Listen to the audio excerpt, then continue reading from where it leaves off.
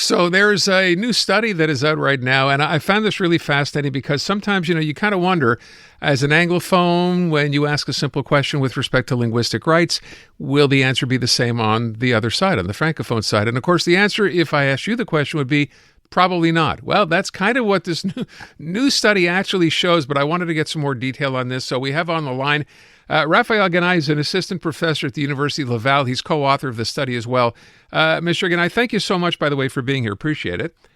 Hello, Aaron. Can I start with the part that I think will come as the smallest surprise in this, and that's the fact that when you ask Francophones versus Anglophones about linguistic rights, and we hear from the Premier and have heard all the time about a decline in French in the city, what did you discover?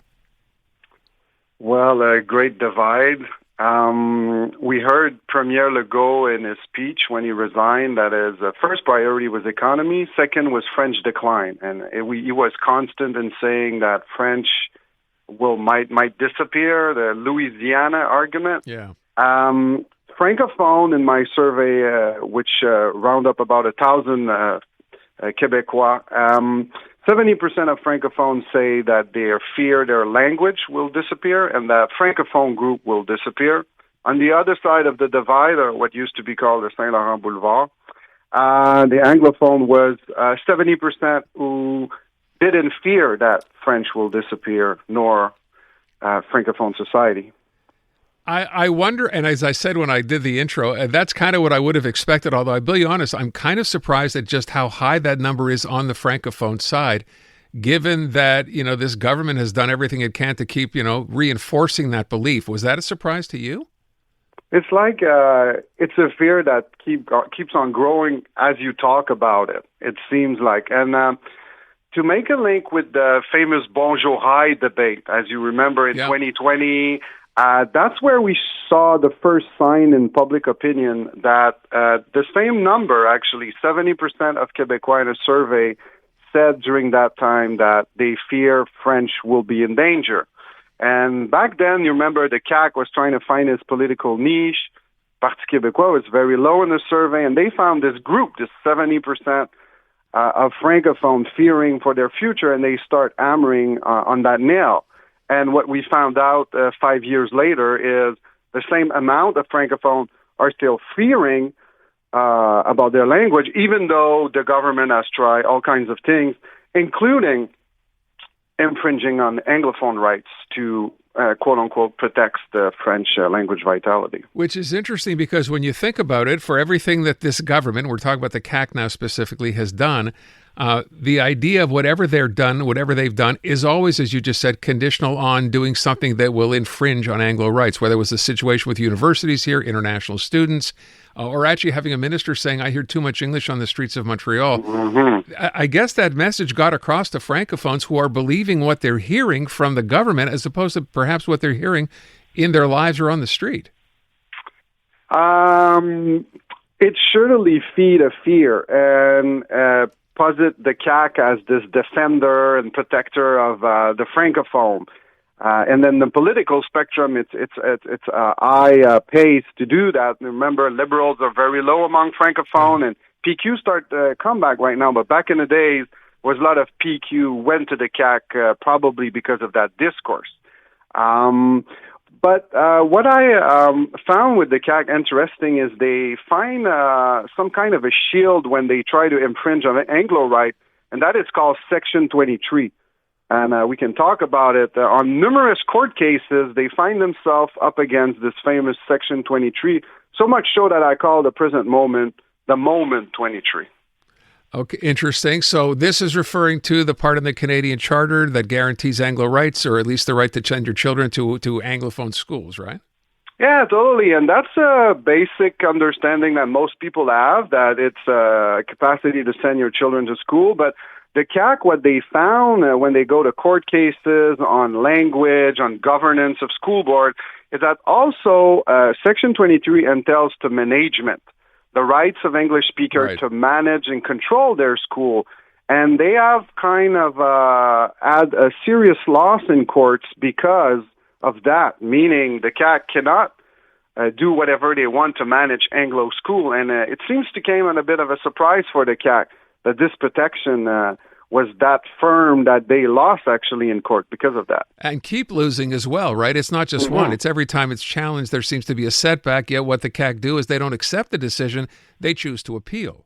Oh, yeah, and we're going to go in March in the Supreme Court, that big Bill 21 laïcité, and the highest judge in the country will decide whether English school board can hire who they want, right? This famous English school board wants to hire people with religious signs, claiming it's part of the Anglophone culture to be diverse, and the governments just don't accept that. They want everyone to be the same, and the laïcité argument, and thus far, the CAQ has lost at two levels in the court, and also what might be the Supreme Court judgment. So we'll see.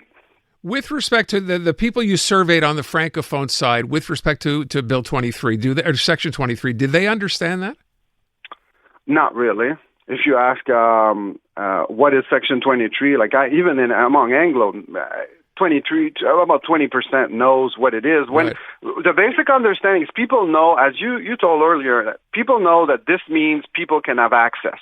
If you ask people, do Anglophone have access, they say yes, about 70, 65%. But when you ask them, does that mean control? Does that mean public funding? Does that mean support from the government of this English education? The number dropped significantly. The most important thing maybe to remember and to wrap it all up, the more a Québécois fear about his future, the more what I call he experience linguistic angst, scare of Francophone might disappear, the less they're inclined to know about English rights, the less they're able to support it, and basically the less they find it legitimate. Isn't that interesting, right? That's the idea of keeping someone, perhaps, I don't know, lack of a better term, ignorant of what's actually going on and driving home the same message. It's not surprising to find out that's how some of these Francophones feel. When you feel, it's difficult to know, right? We know in a conversation that close to heart for certain issue, and for some Francophone, it is the vitality of language. Yeah. It is very difficult then to open your mind to the plight of a minority. You might even consider it's not a minority, because my survey found that less than 50% of Francophone thought of Anglophone in Quebec as a minority. That's another thing, right?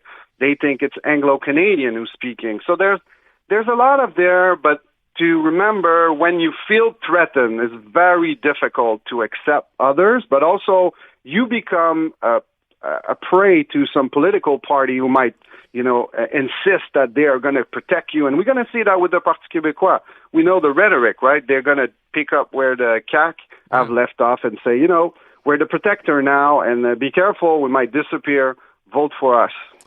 I wonder if that's going to fly yet again in a Quebec vote. I thank you so much for your time, Mr. Gani. Thank you so much. Really appreciate it.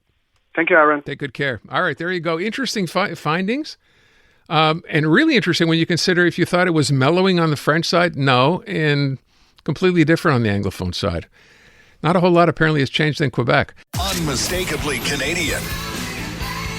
It's the music that raised you.